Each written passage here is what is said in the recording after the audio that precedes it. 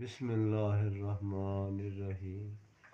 नबी जवाना वास्ते, बुढ़िया वास्ते, सारे वास्ते तोहफा है एक सफूफे मुगल्लद। ये दवाई बना के रख देनी है। थोड़े जे पैसे की दवाई है तो इहदे जेह्ड़े असरात है, जेह्ड़ियां खूबियां वो थानू जदों तुसीं इसनूं इस्तेमाल करोगे फिर दस्सणगियां कि वाकई किसी ने कोई गल दस्सी सी ते साढ़े कम्म आ गई ते साढ़े वास्ते दुआ कर दी है। तो हुण असीं तुहानूं दस्सण लगे हाँ भी वो की चीज़ां नाल बनना है। किक्कर दी फली लै लो, तुक्के भी कह दिंदे उन्होंने। किक्कर दी फली लै लैनी है, पंसार तो आम मिल जाती है। एक सतावर, सतावर भी जिन्ना वजन फली दा उन्ना ही सतावर दा लेना। संघाड़ा, संघाड़ा भी उन्ना ही वजन लै लेना।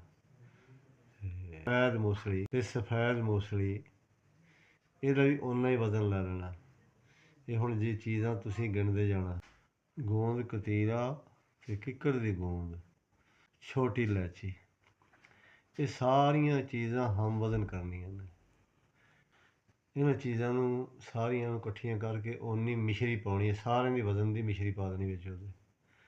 फिर इन्हां नूं ग्राइंड कर लेना अच्छे तरीके नाल, वो बन जाएगा, पाउडर बन जाएगा। उस तो बाद ये सारियां चीज़ां दो दो तोले लै लैणियां ने। इन्हां नूं जिस टाइम तुसीं इकट्ठियां करके ते ग्राइंड करके ते पाउडर बन जाना। उन्नी विच मिश्री पा के ते इसनूं तैयार कर लेना। नुस्खा तैयार हो गया। एक चमची सुबह निहार मूँह ते एक चमची शाम नूं जदों खाना खाण तो 1 घंटा पहला। अगर दुध नाल ले लो तो क्या बात है, जे दुध नाल दुध नहीं तो पानी नाल ले लो।